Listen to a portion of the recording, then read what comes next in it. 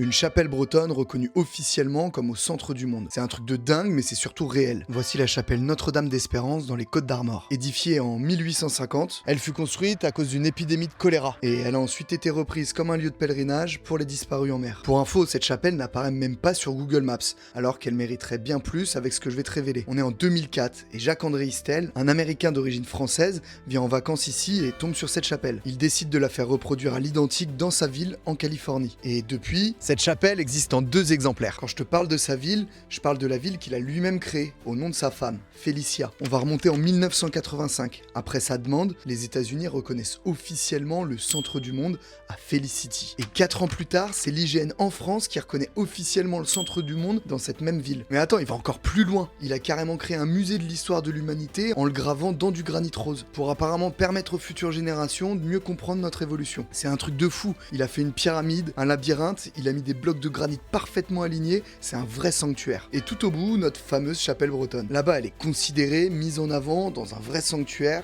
et chez nous, elle n'apparaît même pas sur Google Maps. Alors je sais pas ce que t'en penses toi, mais ici en Bretagne, j'avais jamais entendu parler de ça.